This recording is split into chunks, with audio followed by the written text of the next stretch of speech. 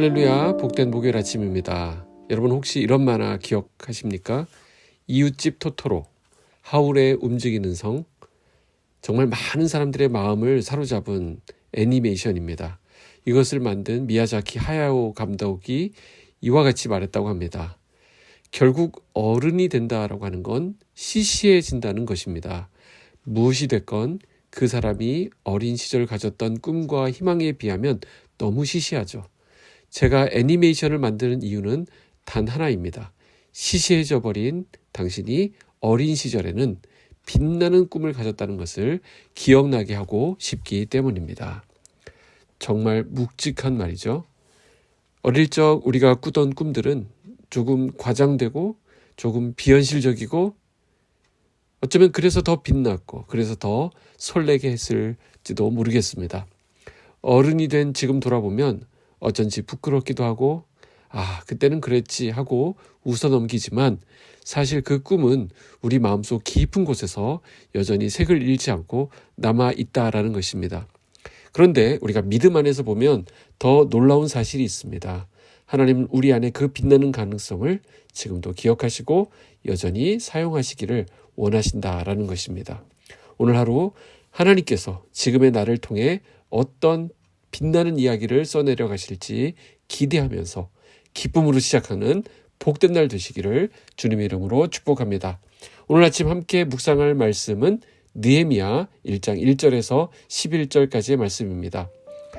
하갈의 아들 느헤미야의 말이라. 아닥사스다 왕 제20년 기스르월에 내가 수산국에 있는데 내 형제들 가운데 하나인 하나니가 두어 사람과 함께 유다에서 내게 이르렀기로 내가 그 사로잡힘을 면하고 남아있는 유다와 예루살렘 사람들의 형편을 물은즉 그들이 내게 이르되 사로잡힘을 면하고 남아있는 자들이 그 지방 거기에서 큰 환난을 당하고 능욕을 받으며 예루살렘 성은 허물어지고 성문들은 불탔다 하는지라. 내가 이 말을 듣고 앉아서 울고 수일 동안 슬퍼하며 하늘의 하나님 앞에 금식하며 기도하여 이르되 하늘의 하나님 여호와 크고 두려우신 하나님이여 주를 사랑하고 주의 계명을 지키는 자에게 언약을 지키시며 긍휼을 베푸시는 주여 간구하나이다. 이제 종이 주의 종들인 이스라엘 자손을 위하여 주야로 기도하오며 우리 이스라엘 자손이 주께 범죄한 죄들을 자복하오니 주는 귀를 기울이시며 눈을 여시사 종의 기도를 들으시옵소서. 나와 내 아버지의 집이 범죄하여 주를 향하여 크게 악을 행하여 주께서 주의 종 모세에게 명령하신 계명과 율례와 규례를 지키지 아니하였나이다. 옛적에 주께서 주의 종 모세에게 명령하여 이르시되 만일 너희가 범죄하면 내가 너희를 여러 나라 가운데에 흩을 것이요 만일 내게로 돌아와 내 계명을 지켜 행하면 너희 쫓긴 자가 하늘 끝에 있을지라도 내가 거기서부터 그들을 모아 내 이름을 두려고 택한 곳에 돌아오게 하리라 하신 말씀을 이제 청하건대 기억하옵소서. 이들은 주께서 일찍이 큰 권능과 강한 손으로 구속하신 주의 종들이요 주의 백성이니이다. 주여 구하오니 귀를 기울이사 종의 기도와 주의 이름을 경외하기를 기뻐하는 종들의 기도를 들으시고 오늘 종이 형통하여 이 사람 앞에서 은혜를 입게 하옵소서 하였나니 그때 내가 왕의 술관원이 되었느니라. 아멘. 오늘 1절 말씀은 이렇게 시작합니다. 내가 수산국에 있는데 느헤미야가 스스로 자신의 처지를 이야기하는 그런 말씀입니다. 수산국은 아닥사스다 왕이 거처하던 페르시아의 왕궁이었습니다. 고고학 자료에 따르면 이 왕궁은 금과 상아로 장식된 호화로운 궁전이었다라고 해요. 오늘날로 따지면 나 지금 대통령실에서 일해 라고 하는 말과 같은 것이죠. 그리고 11절에는 그의 직책을 밝힙니다. 내가 왕의 술관원이 되었느니라. 여기서 술관원이라고 하는 것은 단순히 와인을 시음하는 사람이 아닌 것입니다. 왕이 가장 신뢰하는 사람. 그러니까 국정을 왕과 함께 나눌 수 있는 오늘날의 비서실장 같은 존재였습니다. 그러니까 느헤미야는 그 시대의 권력 핵심 가장 중심부에 있었던 사람이다. 이렇게 볼 수 있는 것이죠. 그런데 우리가 오늘 주목할 것은 느헤미야 본인은 이 사실을 자랑거리로 기록하지 않았다라는 것입니다. 왜냐하면 느헤미야에게 있어서 인생의 목적은 그 자리가 아니었기 때문입니다. 그는 하나님의 백성을 위한 하나님의 일에 마음이 있었습니다. 그래서 그의 삶은 영원한 하나님의 역사 속으로 들어갔던 것입니다. 에스라라고 하는 분이 2차 귀환을 이끌었을 때 느헤미야는 이미 아닥사스다 왕의 관원으로서 왕궁에서 일하고 있었던 것으로 보입니다. 많은 사람들이 이제 1차 귀환이 있었고 이번에 2차 귀환을 할 때 이렇게 생각했을 것입니다. 야, 이 2차 귀환 때 에스라와 같이 훌륭한 지도자가 함께 돌아가고 있으니 이제 예루살렘도 부흥하는 일이 있겠구나. 자, 그렇게 시간이 흐릅니다. 그러나 10여 년이 지나도록 예루살렘으로부터 들려오는 소식은 느헤미야가 했던 기대와 완전 반대였습니다. 3절에 보시면 그들이 내게 이르되 사로잡힘을 면하고 남아있는 자들이 그 지방 거기에서 큰 환난을 당하고 능욕을 받으며 예루살렘 성은 허물어지고 성문들은 불탔다 하는지라. 들려오는 소식이 좋지 않습니다. 이 소식은 느헤미야의 마음을 찢어 놓았습니다. 느헤미야는 예루살렘에서 멀리 떨어진 페르시아의 안전한 왕궁에 있었습니다. 그럼 얼마든지 이렇게 말할 수 있을 거예요. 뭐 내가 할 수 있는 게 뭐가 있지? 그쪽 동네 일은 목회자들이나 제사장들이 감당할 것이지 나는 그저 여기를 잘 지키고 여기서 잘 살면 되는 것 아닐까? 이렇게 생각할 수 있었다는 것이죠. 그러나 느헤미야는 그렇게 반응하지 않습니다. 성경은 이렇게 말합니다. 이 말을 듣고 앉아서 울고 수일 동안 슬퍼하며 금식하며 기도했다라는 것입니다. 자, 느헤미야가 왜 울었겠습니까? 두 가지 이유가 있다라고 생각하는데, 첫째, 사랑했기 때문에 울었던 것입니다. 결국 기도라는 것도 사랑하기 때문에 기도할 수 있는 것입니다. 사랑하지 않으면 기도가 나오지 않아요. 나라를 사랑하면 나라가 돌아가는 일에 관심이 있게 되고요. 기도하게 됩니다. 교회를 사랑하면 교회를 위해 기도합니다.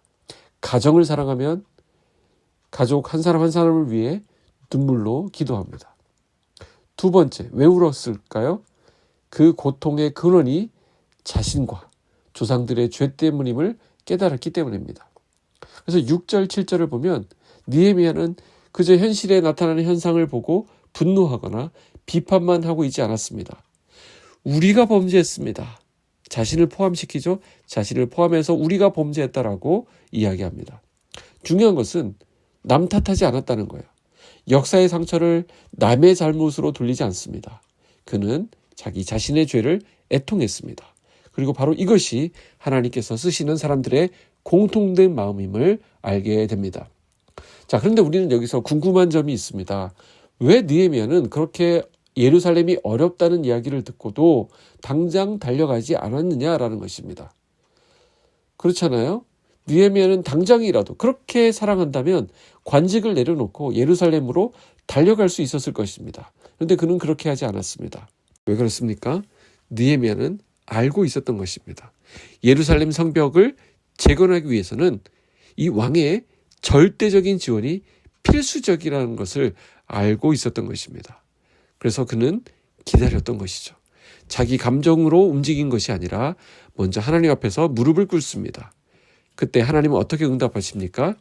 느헤미야를 왕의 측근인 술 맡은 관원으로 높이셨다라는 거예요. 11절 보실까요? 주여 구하오니 귀를 기울이사 종의 기도와 주의 이름을 경외하기를 기뻐하는 종들의 기도를 들으시고 오늘 종이 형통하여 이 사람 앞에서 은혜를 입게 하옵소서 하였나니 그때 내가 왕의 술관원이 되었느니라. 지금 느헤미야가 승진했다고 기뻐할 일입니까? 느헤미야는 바르게 인식했습니다. 이것은 하나님이 주신 전략적인 자리라는 것이죠. 예루살렘의 재건을 위해서 하나님이 이 느헤미야의 자리를 사용하시기 위해서 준비하신 포지션이라는 것을 그는 알았던 것입니다. 오늘 많은 사람들은 하나님의 은혜를 자신의 문제를 해결하는 수단 정도로만 사용하게 되는 것을 봅니다. 하지만 진짜 은혜는 이렇게 반응하는 것입니다. 하나님, 나를 살리신 이유가 무엇입니까? 왜 나를 이런 자리와 이런 환경에 두셨습니까? 하나님, 제가 여기서 무엇을 하기를 원하십니까? 이것이 하나님을 향한 진실된 사람들의 물음입니다. 느헤미야 역시 이 질문을 던졌던 것이고 또 거기에 대한 답을 기도하는 가운데 얻게 됩니다. 느헤미야는 은혜를 자기 성공의 수단이 아니라 자기를 내어주는 헌신의 자리로 이해했습니다. 그래서 그는 울었던 것이고 금식했던 것이고 기도했던 것입니다. 그의 인생은 하나님 나라의 역사 안에서 해석되었습니다. 느헤미야는 비록 술관원이었지만 하나님의 은혜를 아는 순간 그 자리는 하나님 나라를 위한 아주 소중한 도구가 되었습니다. 오늘 저와 여러분이 있는 자리, 환경, 직업, 관계, 여러 가지 상황들, 그런 것들이 나를 위한 특권이 될 수도 있고 하나님 나라를 위한 헌신의 도구가 될 수도 있습니다. 사랑하는 성도 여러분, 우리도 오늘 이 아침 느헤미야처럼 기도하기 원합니다. 하나님, 제가 서 있는 이 자리를 주님의 뜻을 이루는 자리로 사용하여 주시옵소서.